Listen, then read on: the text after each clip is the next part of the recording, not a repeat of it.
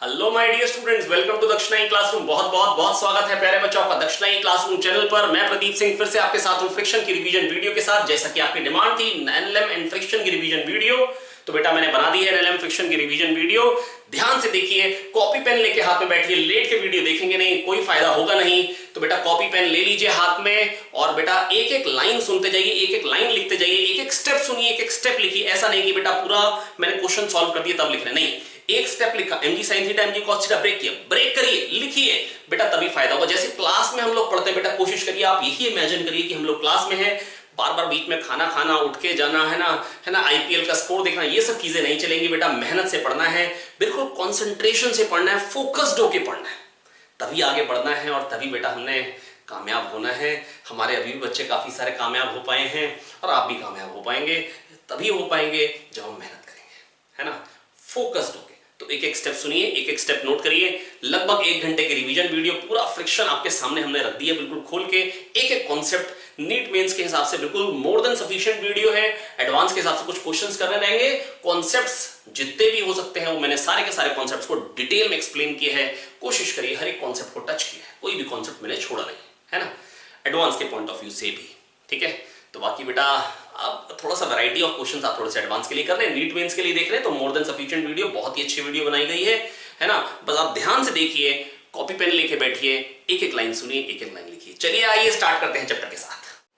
Friction, प्यारे बच्चों start करते हैं फ्रिक्शन का रिवीजन। तो फ्रिक्शन में बेटा सबसे पहली चीज बेटा, फ्रिक्शन बेटा मतलब एक्चुअली होता क्या है कि मतलब हमको बहुत जगह हमारा नुकसान पहुंचाता है। जैसे मान लो कि इंजन में पिस्टन जो होता है वो आगे पीछे मूव करता है ना, तो बेटा वो क्या होता है, रब करता है। तो बेटा रब करेगा तो क्या होगा, हीट जनरेट होगी, है ना। वैसे ही उसमें फ्यूल जल रहा है तो हीट जनरेट हो रही है और हीट जनरेट हो रही है। तो बेटा बेसिकली क्या हो रहा है यहाँ पे, मतलब हमारी जो एनर्जी है वो वेस्ट हो जा रही है, थर्मल एनर्जी में कन्वर्ट हो जा रही है। खाली एक ही जगह नहीं, इलेक्ट्रिक अगर मोटर कार हो तो बेटा वहां पर भी क्या है बेटा, कुछ ना कुछ तो बेटा स्लिपिंग पार्ट्स होते हैं।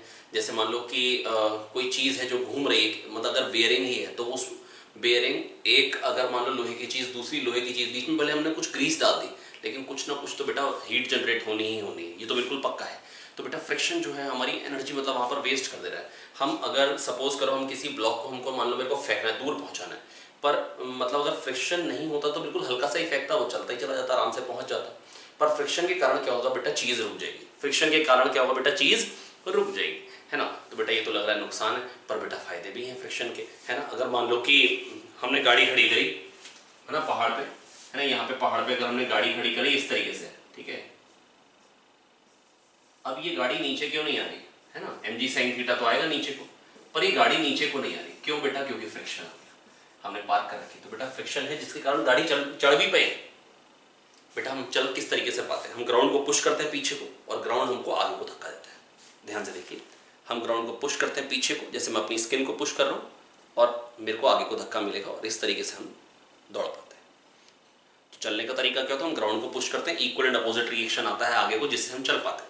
तो चलना बेटा किस कारण से हो पा रहा है बेटा, फ्रिक्शन के कारण से, है ना। कोई भी चीज मतलब आप समझिए कि मतलब कोई भी, मतलब जैसे अगर सपोज करिए मतलब अगर पेंट किसी ने पहनी हुई तो पेंट नीचे क्यों नहीं गिरी, एमजी तो लग रहा है, फ्रिक्शन, क्या लग रहा है, फ्रिक्शन ऊपर को, बेटा तभी तो वो पेंट नीचे नहीं आ रही है। आप समझिए, अगर जैसे मान लीजिए ये सिलेंडर है, इस पे मैंने कुछ चीज, अगर कोई कपड़ा चढ़ा दिया इस तरीके से, ये कपड़ा है ना जो टाइटली चिपक गया, ये नीचे क्यों नहीं आ रहा है, एमजी तो लग रहा है, वही चीज हो गई जो पेंट वाली कंडीशन, नीचे क्यों नहीं आ रहा है, फ्रिक्शन, है ना। तो प्यारे बच्चों मैं बस आपको इतना कहना चाह रहा हूँ बेटा, फ्रिक्शन यूजफुल है ना, कपड़े पहन पा रहे हैं फ्रिक्शन, इनफैक्ट जो नॉट बांध पाते हैं, है ना, जो नाड़ा जो हमारा मतलब एग्जिस्टेंस में कैसे आया है ना, वो जो मतलब होता है ना, जो फ्लावर बना देते हैं, है ना, तो पजामे में, तो बेटा वो एग्जिस्टेंस में कैसे है, फ्रिक्शन होता क्या है, हमने जब नॉट लगाई, जैसे सपोज करो मेरे पास ये वायर है, ये वायर है मेरे पास, अब मैं लगा रहा हूँ नॉट, ठीक है, ये मैंने लगा दी नॉट, अब ये खुल क्यों नहीं रही, ये आराम से बाहर क्यों नहीं निकल रही, फ्रिक्शन, क्योंकि यहाँ पे कुछ रबिंग है। फ्रिक्शन नहीं होता तो ये नॉट लग ही नहीं पाती, खुल जाता बड़ा, है ना। तो बेटा वो नाड़ा एग्जिस्टेंस में आ पाया, फ्रिक्शन, है ना, फैशन बन पा रहा है, फ्लावर बना पाते हैं अपने लोग, है ना। तो बेटा ये है ना, जस्ट मजाक की बात है, आप हंस सकते हैं। तो फ्रिक्शन के मतलब है ना, फायदे भी हैं, नुकसान भी है, समझ गए। हम चल नहीं पाते बेटा फ्रिक्शन के कारण, है ना, गाड़ी चल पा रही है फ्रिक्शन के कारण, तो हमको ये समझ में आ गया फ्रिक्शन यूजफुल भी है। अब बेटा काम की बात, हमको कोई वहां पर यूजेस नहीं पूछने वाला है, हालांकि है ना। फाइनली तो मतलब हमको ये बैंकिंग ऑफ रोड वगैरह ये सब बेटा फ्रिक्शन से ही रिलेटेड चीजें, हमको टायर कैसा चाहिए होगा जो ज्यादा फ्रिक्शन ऑफर करे, है ना। मतलब टायर और रोड के बीच में फ्रिक्शन ज्यादा होगा तो बेटा जब चाहेंगे तब गाड़ी रुक जाएगी। पता लगे कोई अगर रोड क्रॉस कर रहा हो, हमको अचानक से गाड़ी रोकनी पड़ेगी, क्योंकि अगर उसको टकरा गई तो अपने को जेल जाना पड़ेगा, पंगा, है ना। तो फ्रिक्शन हम चाहेंगे कहीं पे ज्यादा भी हो, और कहीं पे हम चाहेंगे जहां पर रिलेटिव मोशन हो रहा हो, जहां पर रबिंग हो रही हो, तो वहां पर मैं चाहूंगा फ्रिक्शन कम। आप अपने हाथ की रबिंग करके देखिए, ठीक है। जब आप पहले मतलब थोड़ा कम प्रेस करिए हाथों को एक दूसरे की तरफ, तो आपको लगेगा फ्रिक्शन कम आ रहा है, हीट भी कम जनरेट हो रही है। अब दबाइए और अब रब करिए तो आपको लगेगा हीट ज्यादा जनरेट हो रही है। तो बेटा थर्मल एनर्जी लॉस कब ज्यादा आएगा, जब फ्रिक्शन ज्यादा है ना। तो हम चाहेंगे कि फ्रिक्शन कम। हम क्या चाहेंगे, फ्रिक्शन कम हो जहां पर रबिंग हो रही हो चीजों के बीच में। अब बेटा फ्रिक्शन कब आता है बेटा, जब या तो रिलेटिव मोशन हो, या टेंडेंसी ऑफ रिलेटिव मोशन। जैसे मैंने अभी आपको बताया था, कार खड़ी हुई है, गाड़ी खड़ी हुई है पहाड़ पे, है ना। तो बेटा यहां पर क्या आ रहा है, फ्रिक्शन, है ना। तो अभी कोई रिलेटिव मोशन नहीं है, टेंडेंसी है रिलेटिव मोशन की। mg sin थीटा नीचे लेके जाना चाह रहा है तो फ्रिक्शन नहीं जाने देगा। फ्रिक्शन, ये गाड़ी खड़ी है पार्क है ना, हमने हैंड ब्रेक लगा रखी, तो बेटा फ्रिक्शन है जो कि इसको नीचे नहीं जाने देना, तो फ्रिक्शन यूजफुल है। तो बेटा कब फ्रिक्शन आ रहा है, whenever there is relative motion, slipping, whenever there is relative motion और tendency of relative motion। Tendency तो mg sin थीटा टेंडेंसी तो क्रिएट कर रहे हैं ना, तो फ्रिक्शन आए। जैसे ये ब्लॉक पड़ा हुआ है ग्राउंड के ऊपर, है ना, तो अभी जब पड़ा हो तो कोई फ्रिक्शन नहीं, पर अगर मान लो मैंने इस पे 10 न्यूटन लगा दिया और ये नहीं खिसका, है ना। मान लो कोई मेरे पास एल्मिरा है, मैंने एल्मिरा पे 10 न्यूटन फोर्स लगाया, एल्मिरा नहीं खिसकी, तो क्यों नहीं खिसी, फ्रिक्शन, है ना। रीजन क्या, फ्रिक्शन, तो उतना ही फ्रिक्शन आ गया होगा 10 न्यूटन। माइक्रोस्कोपिक लेवल पे ये जो मतलब मैं आपको दिखा रहा हूँ स्ट्रेट, ये स्ट्रेट नहीं होता, ये ऐसे थोड़ा सा मतलब जो सरफेस होते हैं वो थोड़ा रफ होता है ना कहीं पे कॉन्टैक्ट आ रहे होते हैं छोटे छोटे, और ये बहुत ही कम एरिया कॉन्टैक्ट में होता है प्रैक्टिकली। मतलब 10 की पावर 4 में से 1 या 1 में से 10 की पावर -4 मीटर स्क्वायर एरिया ही कॉन्टैक्ट में, तो बहुत कम कॉन्टैक्ट पॉइंट्स होते हैं। जैसे अगर आप अपने पाँव पे अगर सीधा खड़े ऐसे करके, और अगर मान लो कि ऐसे पाँव पे आप ऊपर हो जाए, तो आपको फील होगा कि बहुत ज़्यादा मतलब प्रेशर फील होगा, क्योंकि एरिया कम हो गया ना, तो आपको बहुत ज़्यादा प्रेशर फील होगा। तो वैसे ही यहाँ पर बेटा ये प्रेशर बहुत ज़्यादा है, तो एटम्स इतना पास आ जाते हैं कि यहाँ पे बॉन्ड बन जाते हैं। क्या बन जाते हैं, बॉन्ड बन जाते हैं, ठीक है। तो अब बेटा मैं बस आपको ये कहना चाह रहा हूँ, है ना, हालांकि प्रैक्टिकली बस आप ये समझ लीजिए जैसे ये कुछ इंटरलॉकिंग्स हैं, जब ये आराम से बॉडी पड़ी हुई, ये कुछ इंटरलॉकिंग्स है तो कोई फ्रिक्शन नहीं, है ना। लेकिन अगर किसी ने धक्के देने की कोशिश करी तो फिर क्या होगा, इधर को धक्का देने की कोशिश करी तो ये नहीं जाने देगा, फ्रिक्शन आएगा। तो साइड वाइज जब हमने धक्का देने की कोशिश करी मतलब टेंडेंसी हुई तो भी फ्रिक्शन आएगा, और जब रब कर रहा हो तो फ्रिक्शन आता है, वो तो आप फील कर ही सकते। तो प्यारे बच्चों मैंने बस आपको ये बताया, whenever there is relative motion और टेंडेंसी ऑफ रिलेटिव मोशन, कोई खींचना चाह रहा है, कोई रिलेटिव मोशन कराना चाह रहा है तो पक्का फ्रिक्शन आएगा। जब टेंडेंसी रिलेटिव मोशन की and relative motion is not there, that time the friction acting is known as static friction. तो उस टाइम हम फ्रिक्शन को कौन सा फ्रिक्शन बोलते हैं, स्टैटिक फ्रिक्शन। और जब बेटा रिलेटिव मोशन है तो कौन सा बोलेंगे, काइनेटिक फ्रिक्शन। तो क्या बोलेंगे प्यारे बच्चों, काइनेटिक फ्रिक्शन। आई होप मैं आपको समझा पा रहा हूं बच्चों, ठीक है। आइए तो बढ़ा जाए आगे। तो बेटा whenever there is relative motion और टेंडेंसी ऑफ रिलेटिव मोशन, है ना, then friction comes into existence. मतलब फ्रिक्शन फोर्स बेटा बेसिकली लगना कब चालू हुआ, जब रिलेटिव मोशन होगा या टेंडेंसी ऑफ रिलेटिव मोशन होगा। आई होप मैं आपको समझा पा रहा हूं। Then there arises a component of contact force parallel to the surface called friction. जब टेंडेंसी हो रिलेटिव मोशन की या रिलेटिव मोशन हो तो उस टाइम एक फोर्स अराइज होगा, है ना, कंपोनेंट ऑफ बेटा यहाँ पे बेटा एक तो नॉर्मल फोर्स है, कॉन्टैक्ट फोर्स, बेसिकली कई सारे डायरेक्शन में फोर्स आ रहा हो, लेकिन अभी जो हॉरिजॉन्टल कंपोनेंट है कैंसिल, लेकिन जब मैंने इसको धक्का दिया तो बेटा कुछ पीछे को आने लग जाएगा, है ना, and this is known as friction, है ना। एक कॉन्टैक्ट फोर्स का कंपोनेंट आ जाएगा बेटा parallel to the surface and that is known as friction, and that is known as friction. अब बेटा मैं बस आपको इतना कहना चाह रहा हूं, ध्यान से समझिए। फ्रिक्शन के बारे में देखो बेटा मैं आपको चीजें क्लियर करता चाहता हूं बेटा एक एक करके। स्टैटिक फ्रिक्शन और काइनेटिक फ्रिक्शन दो चीजें हैं, दोनों के बारे में बस मेरे को समझना है और चैप्टर का अंत है।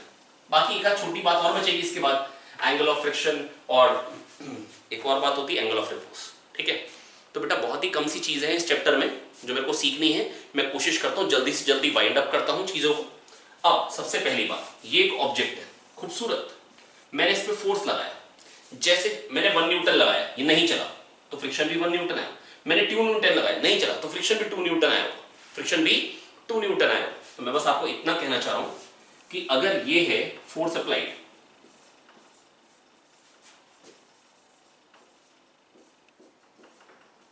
और ये है फ्रिक्शन फोर्स F, फ्रिक्शन। मैं बस आपको ये कहना चाह रहा हूं कि friction will increase as force applied increases. जितना मैंने अगर 10 न्यूटन लगाया ये नहीं चला तो ये फ्रिक्शन भी 10 न्यूटन आया होगा। मैंने 11 किया नहीं चला तो फ्रिक्शन भी 11 आया होगा। आप समझ पा रहे हैं? मैंने धक्के। लेकिन होता क्या है बेटा, कभी अगर आपने कोई भारी चीज, फ्रिज है ना, या एल्यूमिनियम खिसकाई घर पे, तो होता क्या, एक टाइम तक तो बेटा क्या होता है, जैसे जैसे आप फोर्स बढ़ाते हो वो नहीं खिसकती, लेकिन जब खिसकने लगती है तो आराम से खिसकती चली जाती है, उतना ज्यादा फोर्स नहीं लगाना पड़ता है ना। अगर आप जेएनवी स्टूडेंट्स हैं तो आपने अपना वो बॉक्स जो होता है आयरन बॉक्स वो जरूर खिसकाया होगा। तो बेटा जब खिसकाना होता है ना तो बेटा एक बार ताकत ज्यादा लगानी पड़ती है, फिर खिसकाए रखने के लिए कम। मतलब जो रुका होता है चलाने के लिए फोर्स ज्यादा चाहिए, चलाए रखने के लिए कम चाहिए होता है। काइनेटिक फ्रिक्शन कम होता है ना। Maximum value of static friction थोड़ी ज्यादा होती है। ये आगे एफएस मैक्स है ना। और फिर क्या होता है, अचानक से ड्रॉप पड़ जाता है और फिर काइनेटिक फ्रिक्शन जो होता है वो थोड़ा सा कम होता है। ये है स्टैटिक फ्रिक्शन, ये है लिमिटिंग फ्रिक्शन। इसको हम, इस फ्रिक्शन को एफएस मैक्स को हम लिमिटिंग फ्रिक्शन भी बोलते हैं, लिमिटिंग फ्रिक्शन। और ये है काइनेटिक फ्रिक्शन एफ के। ठीक है, तो बेटा मैं बस आपको इतना बताना चाह रहा हूं। अब ये लिमिटिंग फ्रिक्शन जो है, ये स्टैटिक फ्रिक्शन की मैक्सिमम वैल्यू। मैं फिर से बोल दे रहा हूं, मैंने 1 न्यूटन लगाया कोई चीज पे, नहीं खिसकी।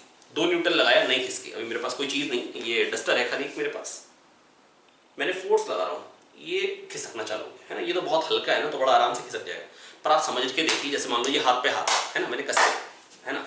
अब क्या हुआ, मैंने 1 न्यूटन लगा रहा हूं, मैं एक्चुअली में 1 न्यूटन लगा रहा हूं है ना। 2 न्यूटन लगा रहा हूं, 3 न्यूटन लगा रहा हूं, नहीं खिसकी। 4 न्यूटन लगाया, नहीं खिसकी। 5 न्यूटन लगाया, नहीं खिसकी। 10 पे जस्ट खिसकनी चालू। तो बेटा एक लिमिट के बाद खिसकती है। तो स्टैटिक फ्रिक्शन की एक मैक्सिमम वैल्यू, स्टैटिक फ्रिक्शन की एक मैक्सिमम वैल्यू। एक बार क्या हुआ, एक चेयर थी, मेरे को खिसकानी थी, 10 न्यूटन पे खिसक गई। फिर उस पर एक बच्चा आके बैठ गया, 15 पे खिसक गई है ना।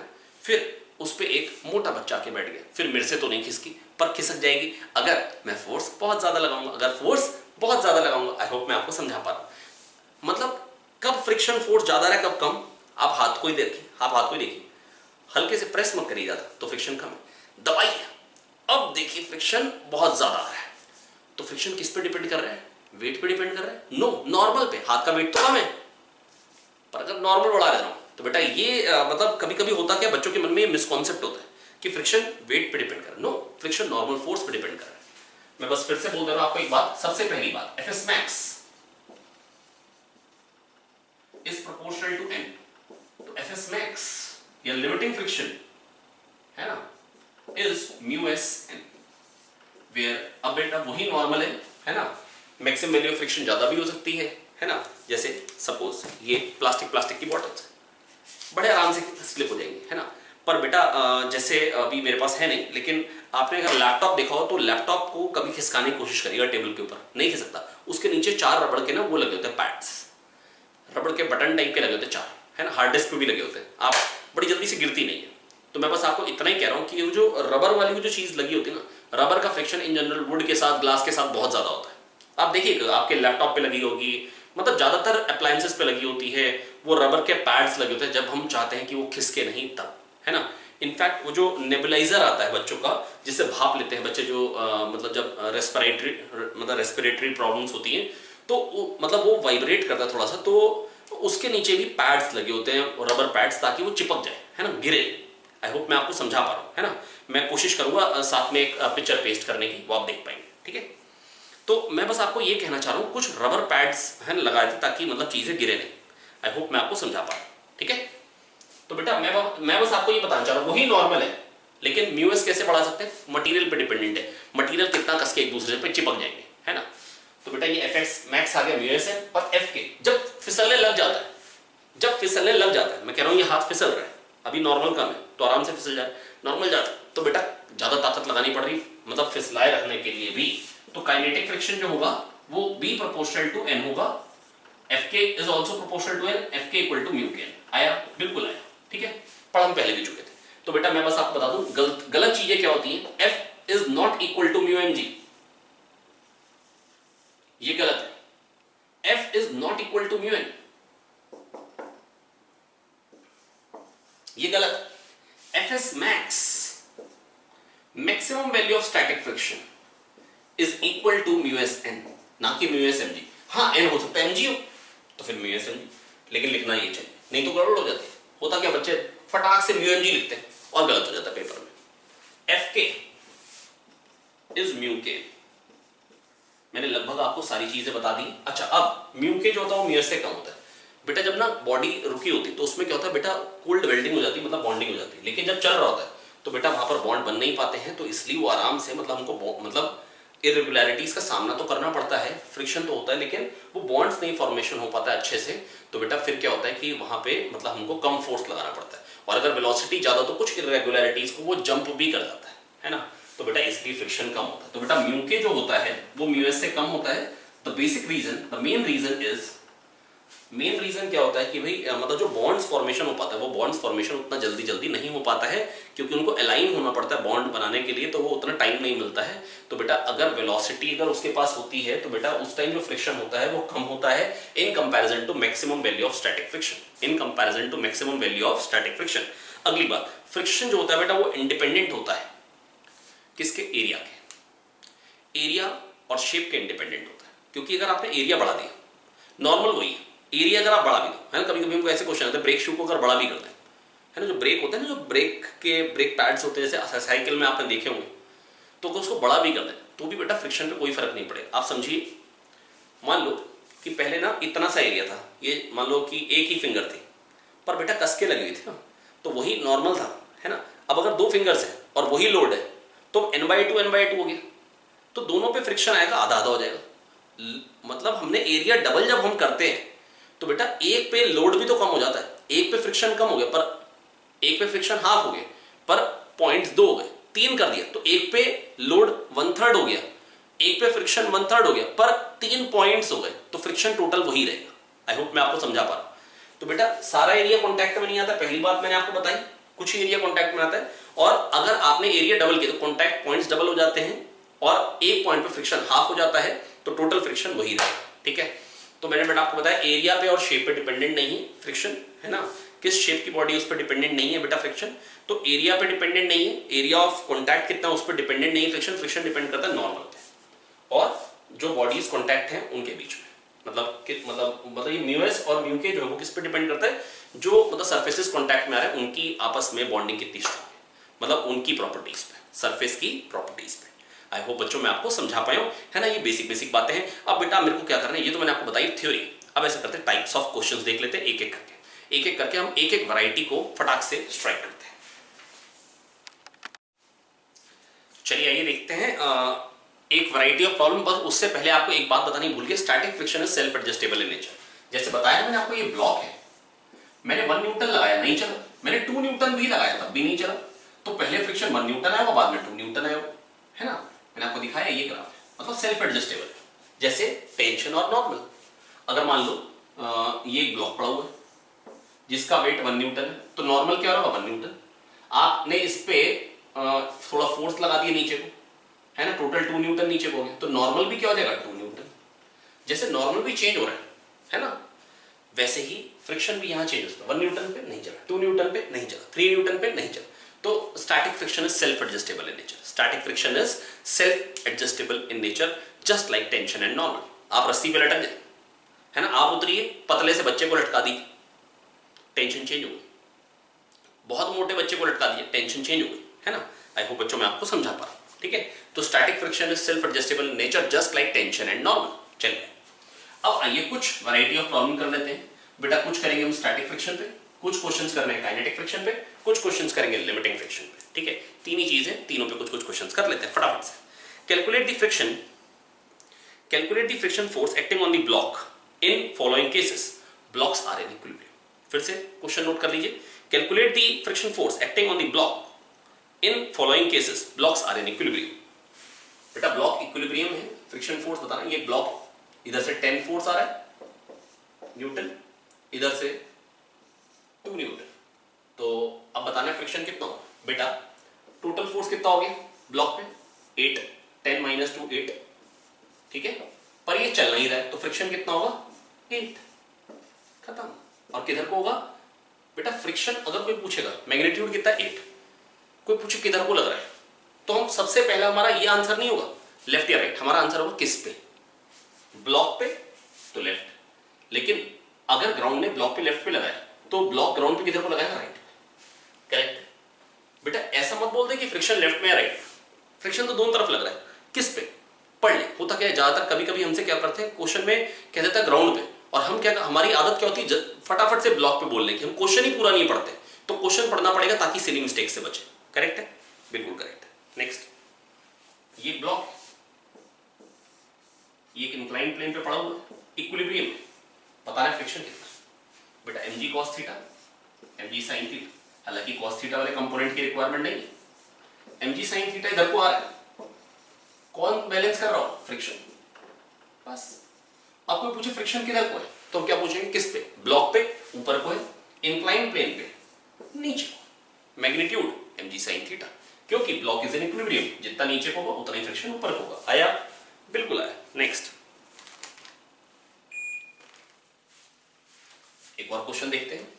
एक वॉल है, जैसे सपोज करिए रिमोट है एसी का, है ना, मैंने इसको पुश किया, ये नीचे नहीं गिर रहा है, मैंने नॉर्मल फोर्स लगाया, ये नीचे नहीं गिर रहा है। ये वॉल है, ये ब्लॉक है, मैंने फोर्स लगाया है 20 न्यूटन,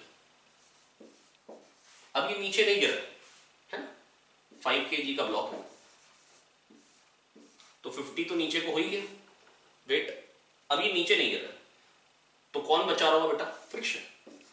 किधर को लग रहा होगा? ऊपर को। किस पे? ब्लॉक पे, है ना।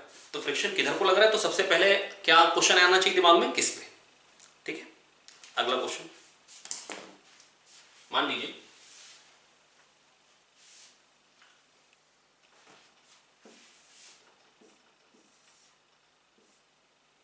ये 37 डिग्री एंगल, 10 kg का ब्लॉक है, तो वेट कितना हो गया? 100। जी को तो मैं 10 ही लेता हूं हमेशा। अब कंपोनेंट क्या कहेंगे? 100 cos 37 और 100 sin 37। बेटा जिसके कंपोनेंट्स मेरे को याद होने चाहिए, वैसे 80 और 60, कोई दिक्कत की बात नहीं अगर याद नहीं है तो। 100 cos 37 जिसकी वैल्यू होती है 4/5 cos 37 की, तो बन जाएगा 80, और 100 sin 37 जिसकी वैल्यू हो जाती है 60। ये आप कैलकुलेट कर लेंगे, है ना।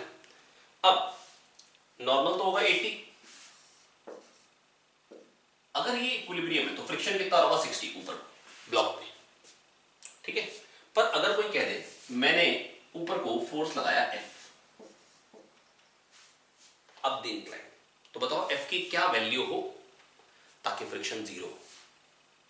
बेटा देखो, ये कुछ इंटरलॉकिंग्स है, जब कुछ साइडवाइज फोर्स होगा ना तो फ्रिक्शन है, इधर ले जाने की टेंडेंसी हुई तो याली इंटरलॉकिंग फोर्स है, उधर ले जाने की टेंडेंसी हुई तो याली इंटरलॉकिंग फोर्स लगाएंगे। आप समझ रहे? पर अगर इधर उधर जाने की टेंडेंसी ना हो, जैसे 60 लगा दूं मैं, तो जितना इधर को उतना इधर, मतलब जाने की टेंडेंसी नहीं, तो बेटा फ्रिक्शन नहीं है। तो अगर F को 60 कर दूं तो फ्रिक्शन नहीं है, और अगर F को मैं 60 से बड़ा कर दूं तो फिर फ्रिक्शन नीचे बढ़ेगा, ऊपर जाने की टेंडेंसी होगी। करेक्ट है। अगर F को 60 से छोटा कर दूंगा, है ना, तो 60 नीचे को आ रहा है, F ऊपर को 60 से कम है तो नीचे आने की टेंडेंसी, फिर फ्रिक्शन ब्लॉक पे ऊपर को आ जाएगा, है ना। तो मैं अगर आपको बोलूं F इक्वल टू 60 पे friction is 0, F greater than 60 है ना, तो बेटा ये मान लो जैसे 70 है और mg sin थीटा 60, तो ऊपर जाने की टेंडेंसी, फिर फ्रिक्शन नीचे को आएगा अगर बॉडी इक्विलिब्रियम में है तो। ठीक है, और अगर स्लाइड करे तो भी फ्रिक्शन नीचे को ही है, और अगर F लेस देन 60 है बेटा भी फ्रिक्शन किधर को है? नीचे। अगर F लेस देन 60 है तो नीचे आने की टेंडेंसी, क्योंकि 60 तो बड़ा हो गया, फिर फ्रिक्शन तो कम लग रहा है, जैसे मान लो 50, तो नीचे आने की टेंडेंसी है। ओ सॉरी, ये तो F मैंने लगाया है ना, ये F मैंने लगाया है 50, तो नीचे आने की टेंडेंसी, फिर फ्रिक्शन ऊपर को आएगा, तो फ्रिक्शन ऊपर को आएगा अगर F less than 60, F greater than 60 friction नीचे को आएगा, F इक्वल टू 60 तो फ्रिक्शन 0। नोट कर लेंगे, ठीक है। हालांकि ये एक डिफिकल्ट साइड पे प्रॉब्लम है ना, अगर आप नीट या मेंस के लिए देख रहे हैं तो, है ना, मेंस में आ सकती है वैसे ऐसी प्रॉब्लम, कोई दिक्कत की बात नहीं। चलिए ये देखिए, बाकी क्वेश्चन तो बेटा बहुत सारे बन सकते हैं, जैसे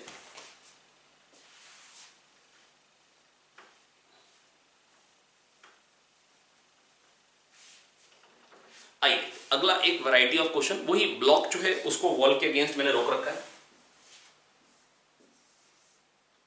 3 kg अंदर को फोर्स लगाया मैंने 40 न्यूटन, ऐसे लगाया 100 न्यूटन, इक्विलिब्रियम में। वही क्वेश्चन चल रहा है, calculate the friction force in the situation shown if the block is in equilibrium. तो बेटा 30 तो नीचे को आएगा, 40 ऐसे, मैं इसको ऐसे दिखा देता हूँ, ये ब्लॉक है ना, मतलब इधर से भी दिखा रहा हूँ, साइड में। 100 तो अंदर को अब हो गया, मेरे को उससे मतलब नहीं। 30 नीचे को आ रहा है,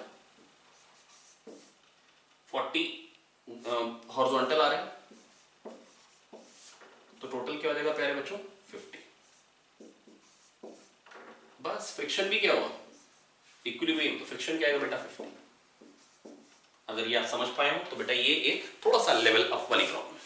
तो ये हो गई बेटा स्टैटिक फ्रिक्शन की प्रॉब्लम्स, और मेरे को लगता है मैंने 4-5 प्रॉब्लम्स करा दी हैं, इससे ज्यादा बेटा करने की बिल्कुल भी जरूरत नहीं है। इसके बाद अगली लिमिटिंग फ्रिक्शन की प्रॉब्लम्स लिखी। Question, find the minimum force required to move the block, find the minimum force required to move the block in the situations show. जो सिचुएशन मैं आपको बताऊंगा, find the minimum force required to move the block. तो पहली variety समाप्त।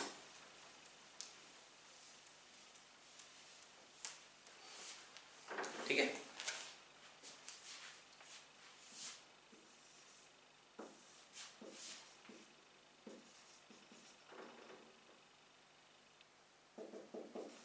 Point 5, point 4, 10 kg, मेरे पास एक ही block है बेचारा 10 kg का। हाँ, हॉरिजॉन्टल फोर्स लगा है, तो बताना है कितना फोर्स चाहिए ब्लॉक को चलाने के लिए। बेटा ध्यान समझिए, mg नीचे को है 100, नॉर्मल ऊपर को है वो भी 100 होगा। तो बेटा चलाने के लिए तो बेटा मेरे को क्या चाहिए, स्टार्ट, अभी कंडीशन रुका हुआ है, कह रहे हैं find the minimum force required to move the block, मतलब अभी मूव करना है, रुका हुआ है।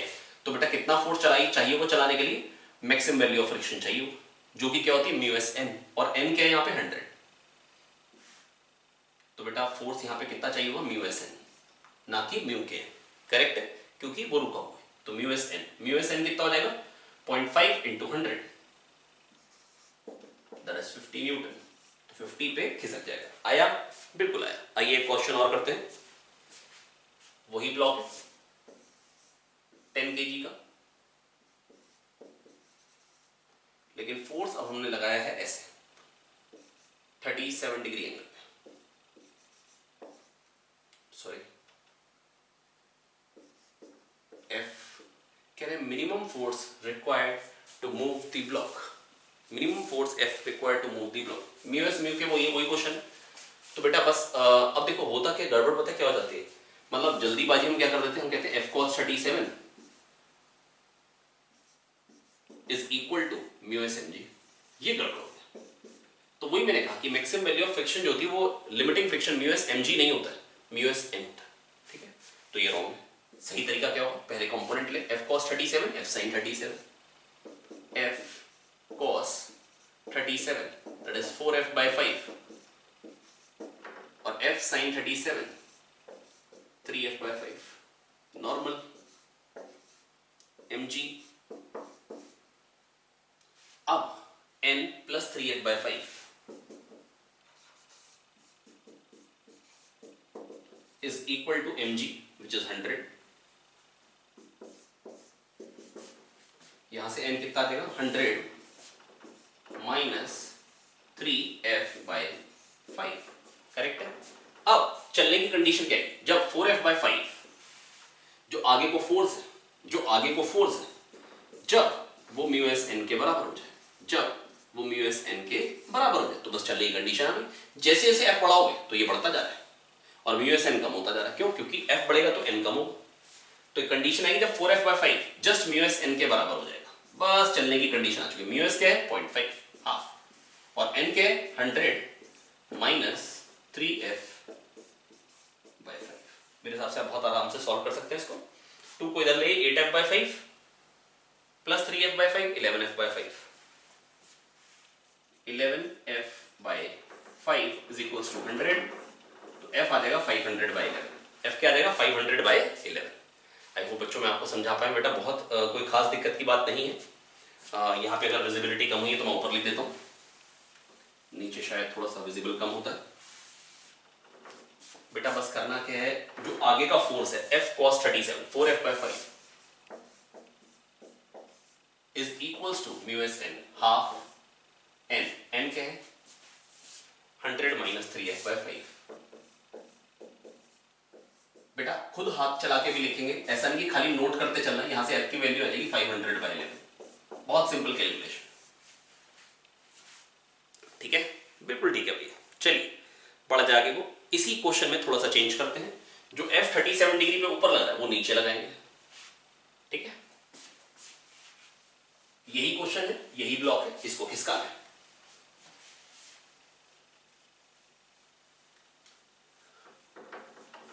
बेटा ये ना मैं जो क्वेश्चंस आपको करा रहा हूं ये बड़े कन्वेंशनल क्वेश्चंस हैं और यही बहुत इंपॉर्टेंट क्वेश्चंस हैं।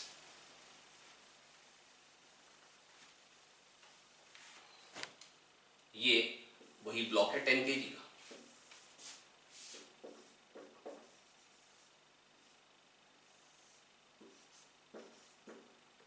F लग रहा है 37 डिग्री एंगल पे,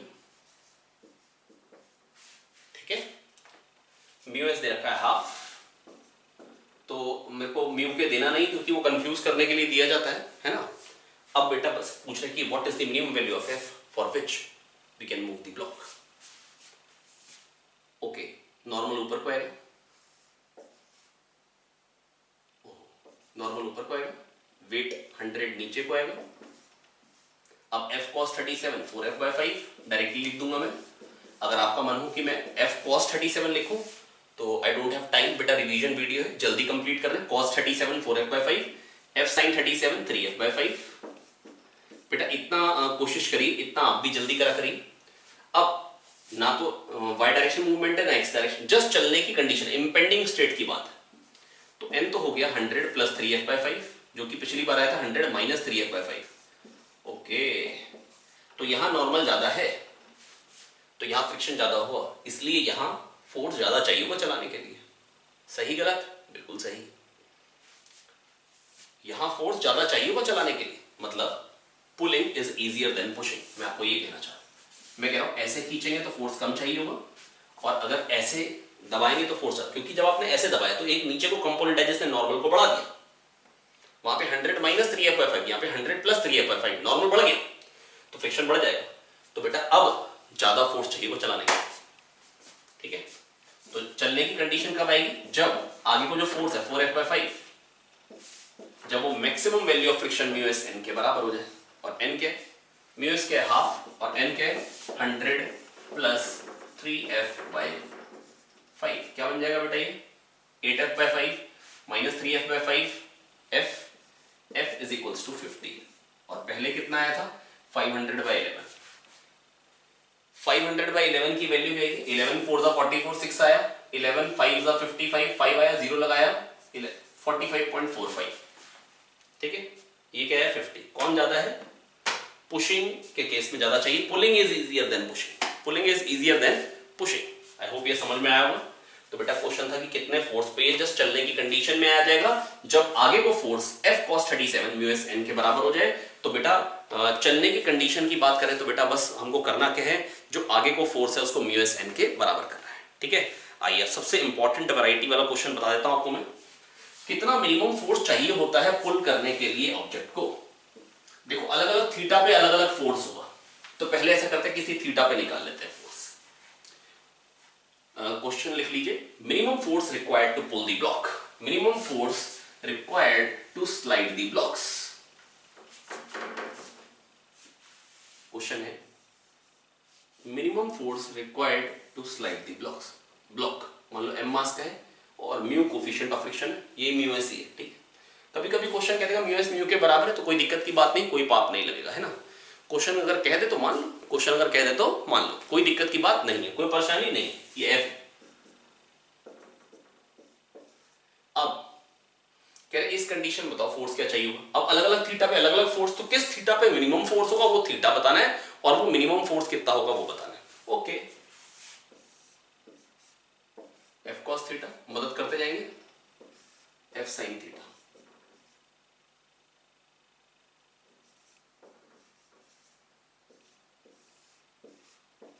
mg normal n plus F sine theta बराबर mg, क्योंकि y डायरेक्शन बॉडी इक्विलिब्रियम में, y डायरेक्शन में तो मूव कर ही नहीं रही है। n plus F sine theta is equal to mg। Correct है, बिल्कुल करेक्ट है। और चलने की कंडीशन कब आएगी? जब f cos थीटा किसके बराबर हो जाए? म्यू एन के। इंपेंडिंग स्टेट मतलब body is just about to slide, it means f cos theta equal to mu N. Correct है, बिल्कुल करेक्ट है, कोई दिक्कत नहीं है। आ पाया है, बिल्कुल आ पाया है। ठीक है बेटा, एक एक आपको करने का तरीका क्या बेटा, पढ़ने का तरीका बेटा यही होना चाहिए। आप एक एक स्टेप सुने और एक एक स्टेप नोट करें, खाली बैठ के देखें नहीं वीडियो, है ना, उससे फायदा नहीं होगा। आप n की वैल्यू क्या है? mg minus F sine theta put करिए। f cos theta is equals to mu mg minus f sine theta. यहां से f क्या आ जाएगा? Mu mg upon cos theta plus mu sine theta.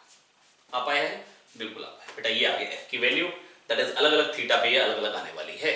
ठीक है, ये आ गई f की वैल्यू। अब कोई पूछे मिनिमम फोर्स, तो बेटा ट्रिग्नोमेट्री मैंने ही पढ़ाया था, है ना, मेरा लेक्चर भी है, आप देख सकते हैं। a cos theta plus b sine theta जब मैक्सिमम होगा, अलग अलग थीटा पे इसकी वैल्यू अलग अलग है, और a cos theta plus b sine theta की मैक्सिमम वैल्यू होती है under root a square plus b square, है ना। तो f मिनिमम जब नीचे डिनोमिनेटर मैक्सिमम तो value minimum under root 1 plus mu square 1 a cos theta plus b sine theta, ये मिनिमम वैल्यू हो गई फोर्स की। इतना फोर्स चाहिए होता है चलाने के, mu mg upon under root 1 plus mu square. This is very very important, ये आपको याद होना चाहिए। अब किस थीटा पे लगेगा, किस थीटा पे ये मिनिमम होगा बेटा? इस क्वांटिटी को नाम दे दो y, y equal to cos theta plus mu sine theta. ये मिनिमम कब होगा? ये मिनिमम कब होगा? dy बाय डी थीटा को जीरो कर दीजिए। मिनिमम या मैक्सिमम तभी होता है dy by D theta zero होता है। वो क्या देगा? Minus sine theta plus mu cos theta, sine का differential minus cos, sorry sine का cos होता है, cos का माइनस साइन। इसको जीरो करिए और यहां से निकाल लीजिए tan theta equal to mu. तो किस थीटा पे मिनिमम फोर्स लगेगा? किस थीटा के लिए मिनिमम लगेगा? tan थीटा म्यू को, तब minimum theta tan inverse mu. और मिनिमम फोर्स क्या होता है? Mu mg upon under root 1 plus mu square, mu mg upon under root 1 plus mu square. फटाफट से बेटा नोट कर लेंगे, है ना, और हम चलते हैं अगली क्वेश्चन पे।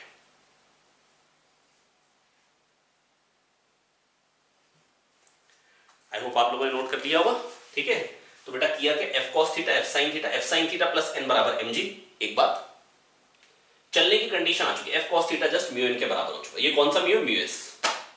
ठीक है, बस यहां से f निकाल लिए बेटा, n की वैल्यू पुट करके mg minus f sin theta, f आ गया mu mg upon cos theta plus mu sin theta. cos theta plus mu sin theta की मैक्सिमम वैल्यू होगी under root 1 plus mu square, denominator maximum तो value minimum. ये f minimum हो गया। कब minimum होगा? जब इसका d by D theta zero होगा। उसका d by D theta zero करा तो tan थीटा म्यू आ गया, tan थीटा म्यू आ गया। ठीक है, बिल्कुल ठीक है। बढ़ते हैं अगले क्वेश्चन की तरफ। 53 डिग्री एंगल है। आइए पहले क्वेश्चन नोट कर लीजिए, लिखिए find the minimum force parallel to the incline required to prevent it from sliding down. Find the minimum force parallel to the incline required to prevent it from sliding down.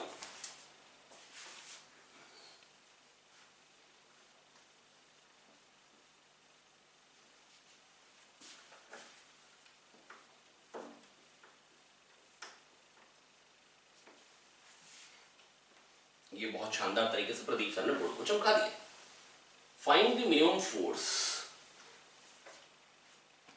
parallel to the incline required to prevent it from sliding down. Question ये है।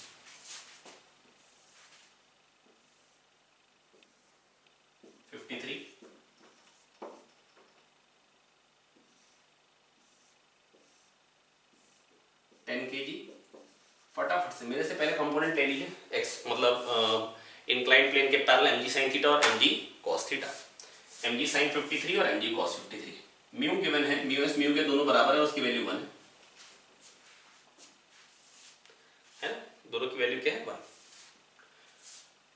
है ना। कभी कभी मन में आप लोगों के रहता है कि म्यू एस म्यू के हमेशा 1 से कम होते हैं, बिल्कुल गलत कॉन्सेप्ट है। बहुत ज्यादा भी हो सकता है, कॉपर कॉपर के बीच में काफी ज्यादा हो जाता है।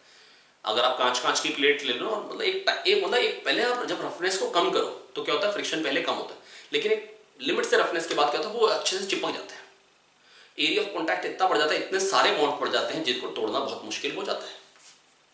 तो स्मूथनेस एक लिमिट से ज्यादा करेंगे तो फ्रिक्शन बढ़ जाएगा। चलिए आइए देखिए, अब 100 इसका वेट है, 100 का कंपोनेंट क्या है, 100 cos 53 और 100 sin 53। बेटा मदद कर देंगे, 80 और 60 है ना, ये आपको करना आना चाहिए। साइन कॉस दो कंपोनेंट लेने फटाक से आने चाहिए। ये आ गया नॉर्मल, ये एरोप्लेन एन बना देते हैं, कोई बात नहीं। अब कह रहे minimum force required parallel to incline है ना, to prevent it from sliding down. F कितना लगाए ताकि स्लाइड ना करे। एन कितना हो गया 60 और म्यू एन कितना हो गया, म्यू एन वो भी 60 हो गया। अब बेटा 80 माइनस 60 नेट फोर्स 20 नीचे का, तो मेरे को कितना चाहिए होगा बेटा पैरेलल टू इंक्लाइन ताकि स्लाइड ना करे 20। 80 माइनस 60 20 लग 20 नेट में नीचे को, तो मैं क्या लगाऊं 20, नहीं तो आप कह लो एफ लगा दिए। इससे कम करूंगा बेटा मैक्सिमम फ्रिक्शन आ गया तो ये मिनिमम हो गया, क्योंकि इससे कम करूंगा तो ये और बढ़ नहीं पाएगा, 80 खींच रह जाएगा। तो ये मिनिमम फोर्स हो गया जिस पे जस्ट स्लाइड नहीं कर रहा है। F plus 60 is equal to 80, F equal to 20। अगर आपको लग रहा हो हल्के करना चाहिए तो आप 80 लाइनें खींचिए, उसमें 60 काट दीजिए और बाकी बची हुई गिन लीजिए, है ना, और थोड़ा सा हंस लीजिए। तो प्यारे बच्चों, मैं बस आपको ये कहना चाह रहा हूं, मिनिमम फोर्स का मतलब है जब मैक्सिमम फ्रिक्शन सपोर्ट कर रहा है ताकि आपको मिनिमम फोर्स लगाना पड़ रहा है। ठीक है, करें अगला पार्ट। अब अगला पार्ट है find minimum force required to slide this block up, to slide the block up. ये मैक्सिमम फोर्स, इसको दो तरीके से कह सकते हैं। ये 80 था, ये 60 है, कंपोनेंट वेट का नॉर्मल वो भी 60 है। अब कह रहे हैं maximum force for which the block में रिमेन इन इक्विलिब्रियम, ये एफ की मैक्सिमम वैल्यू जिसके लिए इक्विलिब्रियम में रहे, या minimum force required to slide the block up the inclined plane. तो एफ लगाया मैंने, म्यू एन आ गया 60, जस्ट चलाने ऊपर चढ़ाना तो फ्रिक्शन नीचे को है, तो F is equal to 80 plus 60। हल्के करना हो तो 80 लाइन खींचे, 60 खींचे और एक एक गिने, आपको दिखेंगे 140। ये आ गया maximum force for which the block में रिमेन इन इक्विलिब्रियम। इससे बढ़ाया तो नहीं रुकेगा, चलेगा। या ये मिनिमम फोर्स है जिस पे जस्ट चलने की कंडीशन आ चुकी है, जिससे हल्का सा भी बढ़ाया तो चलने लगेगा, जर्र आया, बिल्कुल आया, छाप लेंगे। तो बेटा दो पार्ट कराए हैं, minimum force to prevent the block from sliding down, minimum force required to slide the block up. जब जस्ट ऊपर वाला force mg sin theta plus mu N के बराबर हो जाए तो जस्ट स्लाइड करने की कंडीशन आ चुकी है। नोट कर लेंगे और फिर हम बढ़ते हैं अगले क्वेश्चन पे।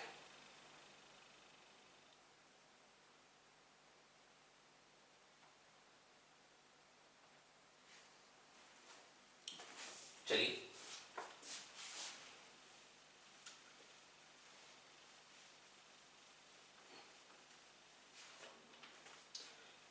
अब बेटा कभी कभी ऐसा क्वेश्चन आएगा, ये ब्लॉक स्लाइड करता हुआ है ना, चलिए इसको ऐसा करते हैं काइनेटिक फ्रिक्शन में डाल देंगे।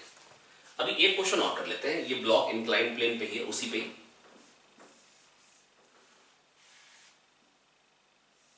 हमने फोर्स लगाया पैरेलल टू दी, मतलब हॉरिजॉन्टल डायरेक्शन फोर्स लगाया, थीटा एंगल ऑफ इंक्लाइन, कह रहे हैं minimum value of force to slide the block up the incline plane. मैं फिर से बोल दे रहा हूं, minimum value of force required to slide the block up the incline plane. ऊपर खिसकाने के लिए मिनिमम वैल्यू ऑफ फोर्स कितना होगा, करें। चलिए, minimum value of force required to slide the block up the incline plane, तो बेटा F cos theta required. Medical के पॉइंट ऑफ व्यू से थोड़ा सा टफ कर रहा हूं, हल्का सा टफ कर लेंगे तो फिर क्या होगा बेटा, बाकी चीजें आराम से बन जाएंगी, किसी भी टाइप का क्वेश्चन आराम से बन जाएगा, दिक्कत नहीं। F cos theta, F sine theta, MG cos theta, MG sign theta, ऊपर चढ़ाना है, जस्ट चढ़ने की कंडीशन आ जाए, ठीक है। कह रहे minimum force required to slide the block up the incline plane, ठीक है। तो इसका मतलब ऊपर चढ़ाने के लिए मिनिमम फोर्स कितना चाहिए होगा,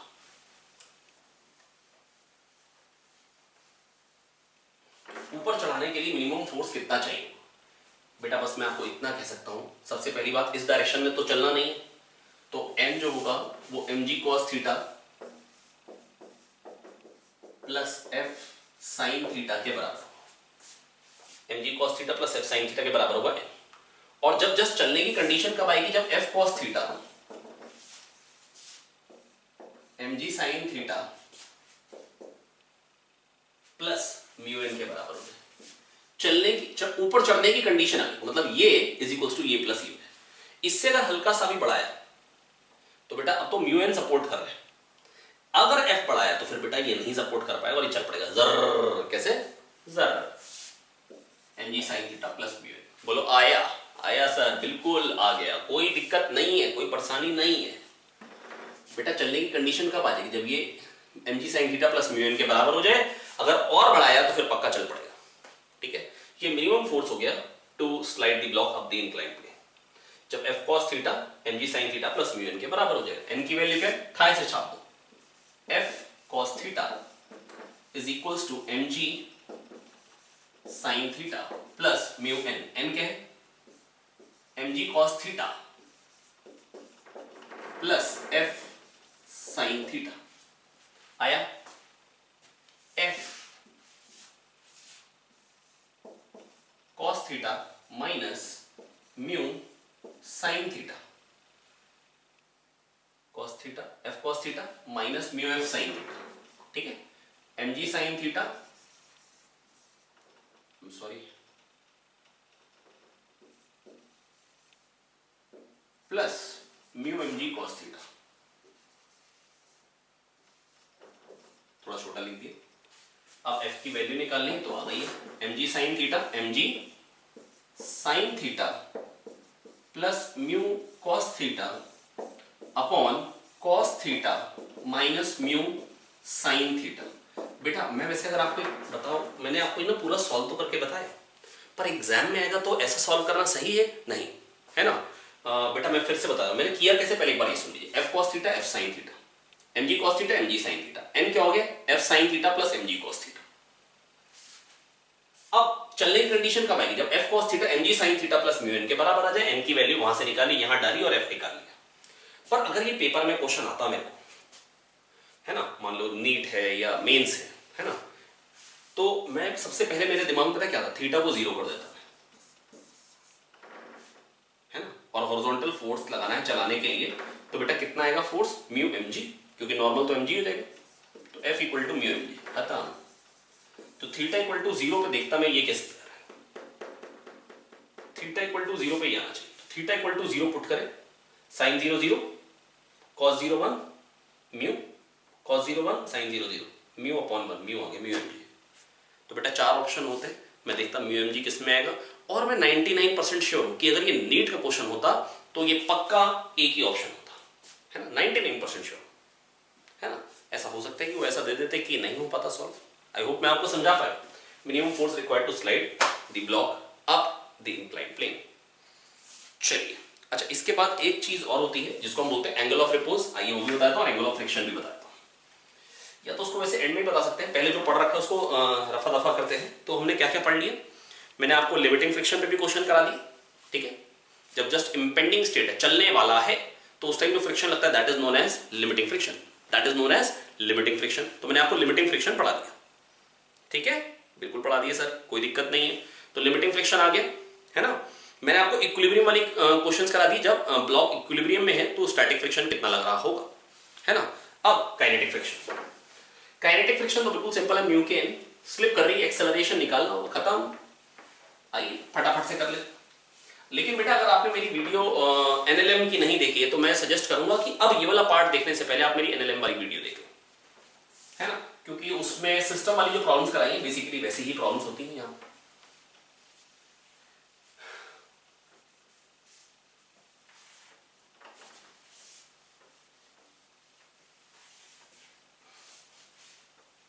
चलो भैया,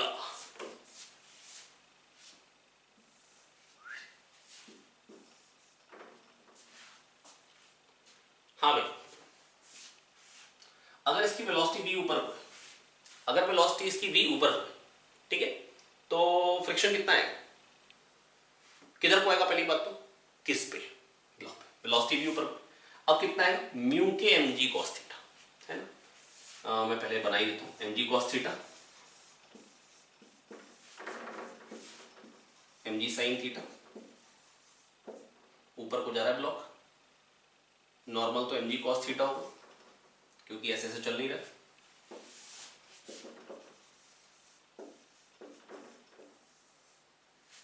तो फ्रिक्शन क्या आएगा, म्यू एन, म्यू के एन कहना चाहिए मेरे को।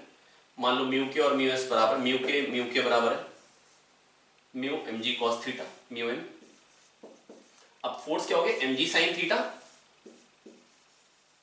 Plus mu M G cos theta, ये टोटल फोर्स हो गया बराबर एम ए, एम को काट देंगे और ए क्या आ जाएगा, जी साइन थीटा प्लस म्यू जी कॉस थीटा। ए क्या आ जाएगा, जी साइन थीटा प्लस म्यू जी कॉस थीटा। सिंपल, खत्म, खल्लास। आया, बिल्कुल आया, कोई दिक्कत नहीं है बेटा। एम जी साइन थीटा भी नीचे था और म्यू एन, एन क्या है, एम जी कॉस थीटा, वो भी नीचे कोई है। लेकिन अगर नीचे आ रहा होता तो, अगर वेलोसिटी रफ्तार नीचे को होती तो क्या होता, एन तो अभी भी बेटा एम जी कॉस थीटा ही होता, एन एम जी कॉस थीटा एम जी साइन थीटा और फ्रिक्शन एन होता है एम जी कॉस थीटा, क्योंकि ऐसे ऐसे तो चलना नहीं है इस डायरेक्शन में, तो एफ हो जाता mu M G cos theta. अब क्या था बेटा, acceleration M ji sine theta minus mu M G cos theta, M ji sine theta minus mu M G cos theta is equals to M A क्या आ जाता बेटा, G sine theta minus mu जी cos theta, G sine theta minus mu जी cos theta. आया आया, बिल्कुल आया। आगे भाई लोग, बिल्कुल आगे, कोई दिक्कत नहीं है, ठीक है। जी साइन थीटा माइनस म्यू जी cos theta, G sine theta minus mu जी कॉस थीटा, कोई दिक्कत नहीं है, कोई परेशानी नहीं है, हाय तौबा नहीं है। चलिए, तो ये चीजें आ गई बेटा आपके सामने, जी साइन थीटा प्लस म्यू जी कॉस थीटा और जी साइन थीटा माइनस म्यू जी कॉस थीटा। नीचे ऊपर जा रहा होगा तो एम जी साइन थीटा भी नीचे को, mu M G cos theta भी नीचे को। Total force equals to mass into acceleration. नीचे आ रहा होगा तो एम जी साइन थीटा नीचे को, mu M G cos theta block पे ऊपर को, तो M G sine theta minus mu M G cos theta equal to M a आ गया g sine theta minus mu जी कॉस थीटा, है ना। ये काइनेटिक फ्रिक्शन का मैंने पहला क्वेश्चन कराया, हालांकि पहला क्वेश्चन मैं ऐसा नहीं कराना चाहता था। आइए थोड़ा सा आसान वैरायटी वाले क्वेश्चन देख लेते हैं काइनेटिक फ्रिक्शन पे, है ना। काइनेटिक फ्रिक्शन के 2-4 क्वेश्चन देख लेते हैं ताकि चीजें अच्छे से क्लियर हो। आइए प्यारे बच्चों, अब 2-3 क्वेश्चन कर लेते हैं फटाफट से काइनेटिक फ्रिक्शन पे, ठीक है। ये पुली है, यहां पे एक ब्लॉक है, म्यू के दे रखा है, म्यू के ये भी ब्लॉक लटक रहा है, ये भी ये मास है, ये भी मास है, दोनों मास है। बताना एक्सेलरेशन कितना आएगा, फिर टेंशन भी बता सकते हैं। क्या होगा तरीका करने का, एम जी बेटा, अगर आपने मेरा न्यूटन्स लॉज वाला अगर वीडियो देखा है तो ही बेटा थोड़ा सा फायदा रहेगा, पहली वीडियो देखनी खाली उसकी, है ना। एम जी minus T plus T, M जी minus T plus T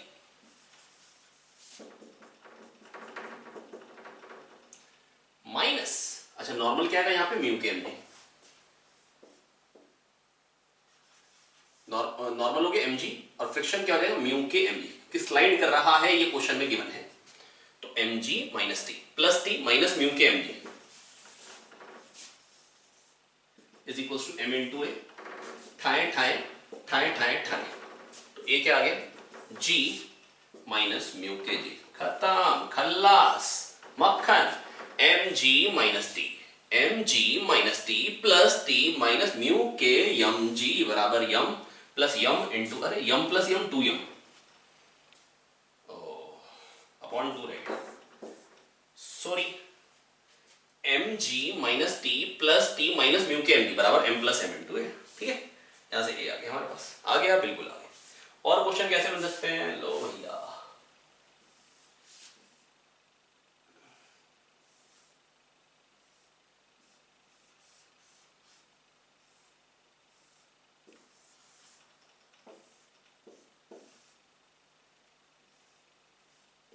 mu के की वैल्यू म्यू है यार,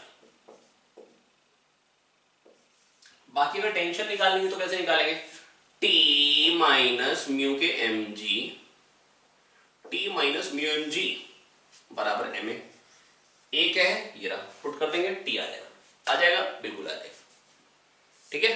आइए ये क्वेश्चन देखते हैं कैसे करेंगे भैया, कैसे करेंगे। यम जी नीचे को है। अब बेटा इसके इसमें एन होता है एम जी कॉस थीटा, तो mu M G cos theta. तो कोई और भी फोर्स होता तो बेटा mu M G cos theta नहीं होता। अब क्या हो जाएगा, ये म्यू एम जी हो जाएगा, एम जी माइनस टी वन, उतना ही टेंशन यहां पर, plus T one minus T two plus T two, M जी minus T one plus M G sine theta. तीनों एम है, तीनों सेम मास के ब्लॉक है, एम एम एम। ठीक है, आइए देखते हैं कैसे करेंगे भैया, है ना। बस ये दूसरा और आखिरी क्वेश्चन है। M G minus T one plus M G sine theta minus mu M G cos theta minus T two minus mu M g. बोलेंगे m ji minus T one plus M G sine theta minus mu M G cos theta minus T two plus T two minus mu M g equal to m plus M into a, 3ma। ठाए ठाए, ये T1 था, ठाए ठाए ठाए ठाए ठाए ठाए एंड ठाए, तो ए कितना आ गया, G कॉमन लीजिए, sine theta minus mu cos theta minus mu g, अच्छा जी तो कॉमन लीजिए, माइनस म्यू अपॉन 3। सिंपल, आ पाया है, बिल्कुल आ पाया है, कोई दिक्कत नहीं है, आया भैया, बिल्कुल है ना। तो खल्लास, खत्म, है ना। तो बेटा काइनेटिक फ्रिक्शन के भी मैंने आपको 2-3 क्वेश्चन करा दिए हैं, है ना। इतना मोर देन सफिशिएंट रहेंगे प्रोबेबली बेटा, लेकिन सबसे इंपॉर्टेंट वही है, इंक्लाइन प्लेन पे फिसलता हुआ नीचे आ रहा है, एक्सेलरेशन आएगा G sine theta minus mu जी कॉस थीटा, ऊपर जा रहा है तो M G sine theta mu M G cos theta दोनों सेम डायरेक्शन में, तो G sine theta plus mu जी कॉस थीटा, है ना। थोड़ा सा जल्दी इसलिए कर रहे हैं क्योंकि मतलब 1 घंटे में रिवीजन है ना यार, पढ़ा थोड़ी ना रहे दोबारा से। तो आई होप मैं आपको समझा पा रहा हूं। आइए प्यारे बच्चों देखते हैं अगली वैरायटी ऑफ क्वेश्चन। इसमें कह रहे हैं find minimum value of mu for which system will remain in equilibrium. Minimum value of mu S, question लिख लीजिए, find minimum value of mu S for which system will remain in equilibrium. Question पहला ये रहा, 20 horizontal floor पे block पड़ा है, 6 kg का है, इधर से 8 Newton, 20 Newton. Minimum value of mu S for which the system will remain in equilibrium. कैसे करेंगे, वेट 60, नॉर्मल 60, ठीक है, 20 माइनस 8 हो गया 12, 20 माइनस 8 हो गया 12, है ना। तो फ्रिक्शन पीछे को आएगा। अब म्यू को घटाते जा रहे, एक टाइम आ गया जस्ट जब म्यू एन तो 60 हुआ, जब म्यू इंटू 60 इसके बराबर हो गया। इससे अगर कम किया, इससे अगर म्यू को कम किया, म्यू इंटू 60 जब 12 के बराबर हो गया, तो 12 5 60, म्यू हो गया 1/5, दैट इज 0.2। बेटा इससे कम किया तो बेटा म्यू एन फिर इसको बैलेंस नहीं कर पाएगा। कह रहे minimum value of mu for which system will remain in equilibrium, है ना। तो बेटा बस इक्विलिब्रियम कर दीजिए, म्यू एन के बराबर कर दीजिए, खत्म बात है। उससे अगर म्यू कम किया तो फिर तो रुक नहीं पाएगा, हॉरिजॉन्टल टेबल है। एक और क्वेश्चन दिखने में थोड़ा सा खूबसूरत, हॉरिजॉन्टल टेबल है, इस पे ब्लॉक पड़ा है, हॉरिजॉन्टल टेबल पे एक ब्लॉक पड़ा है, टॉप व्यू है, कैसा व्यू, टॉप व्यू, है ना। टॉप व्यू दे रखा है, हॉरिजॉन्टल फ्लोर पे ब्लॉक पड़ा हुआ है, 10 kg का ब्लॉक है, एक तरफ से 40 फोर्स आ रहा है, एक तरफ से 30, ठीक है। और पूछ रहे minimum value of mu for which system will remain in equilibrium. तो 30-40 का रिजल्टेंट जो हो जाएगा वो 50 हो जाएगा। और बेटा हॉरिजॉन्टल फोर्सेस हैं, ये दोनों के दोनों फोर्सेस हॉरिजॉन्टल, तो नॉर्मल तो mg होगा, बस खत्म बात। 30-40 का resultant √30 square plus 40 square 50 equal to mu mg कर लीजिए, और mg क्या होगा 100, बस। म्यू मिनिमम कितना आ गया, हाफ।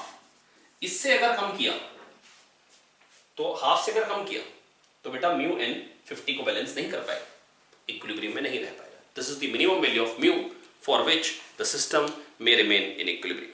आई होप बच्चों मैं आपको समझा पाया हूं, है ना।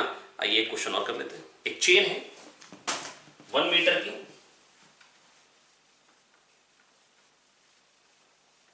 एक चेन है 1 मीटर की, ये टेबल है।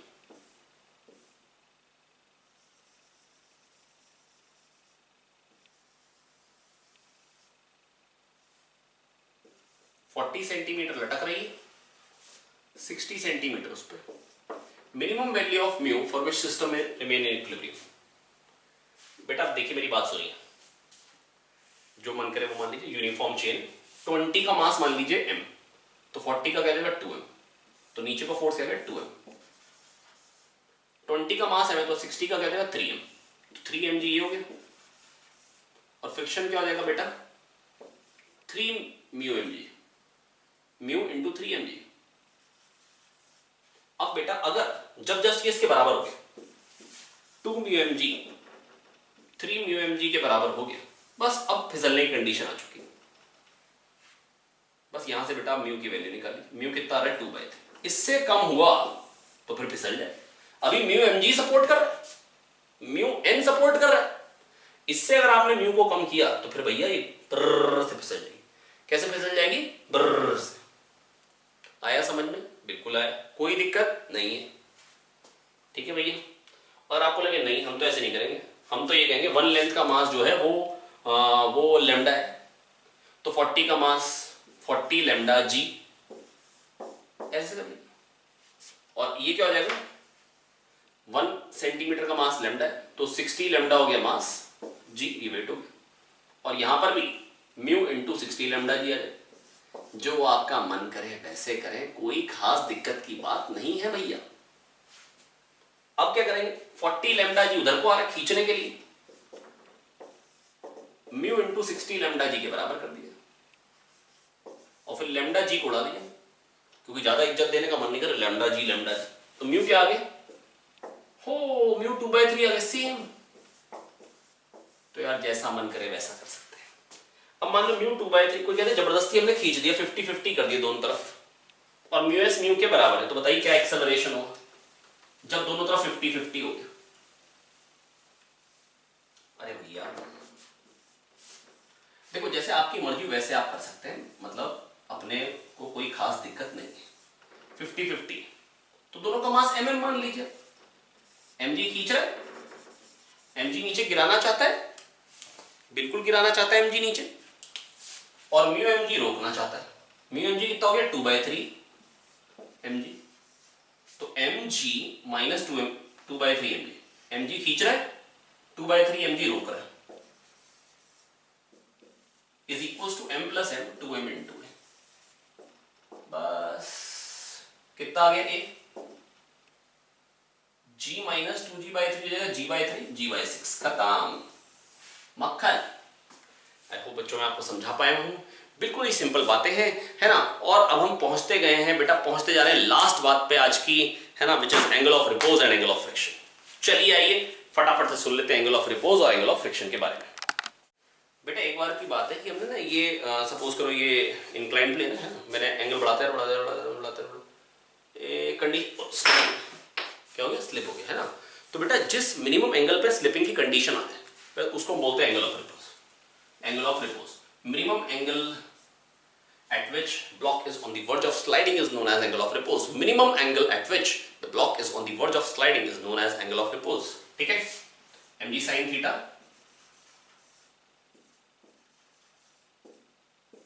मान लीजिए थीटा है angle of repose, mg cos theta n, और ये म्यू एस एन, n तो mg cos थीटा। बस जब कंडीशन आ जाए, जब चलने की कंडीशन आ गई mg sin थीटा जस्ट बराबर हो गया mu S mg cos theta, this angle is known as angle of repose. This angle is known as angle of repose. ठीक है, तो बस बेटा यहां से क्या है mg mg कट जाएगा, tan theta is equal to mu S. tan theta क्या आ गया म्यू एस। अभी tan थीटा थोड़ी देर पहले भी म्यू एस आया था, वो कहां आया था याद है भैया, याद है बिल्कुल याद है। tan थीटा म्यू एस आया था जब वो minimum force required to pull the block mu M G upon under root 1 plus mu square, और कितने थीटा पे लगाना होगा, tan theta equal to mu S में।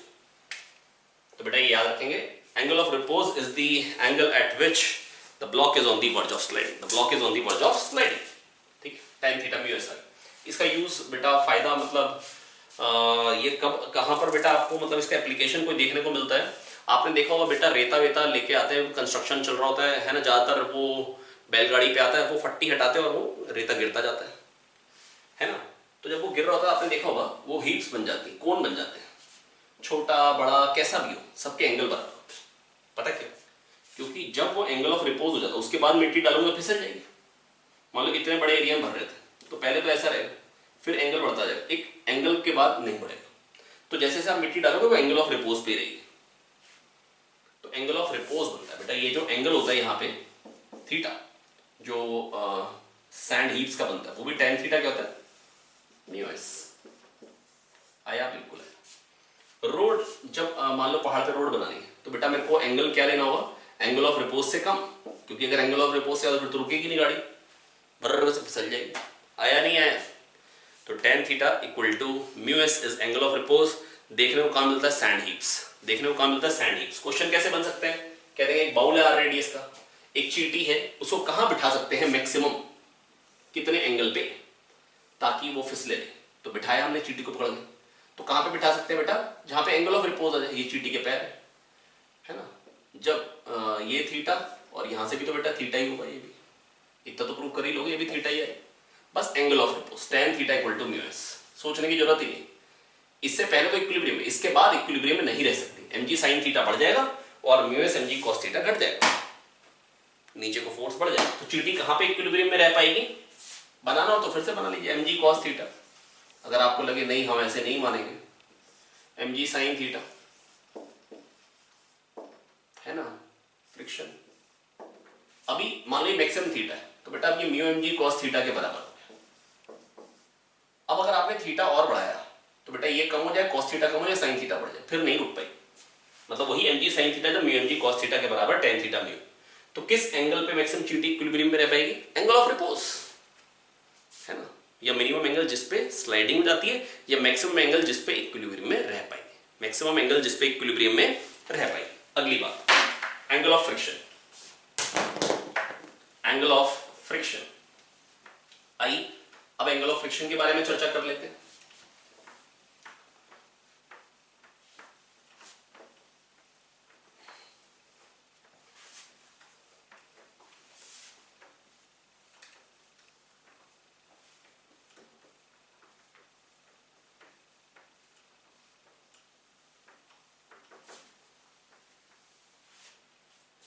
आइए देखिए एंगल ऑफ फ्रिक्शन।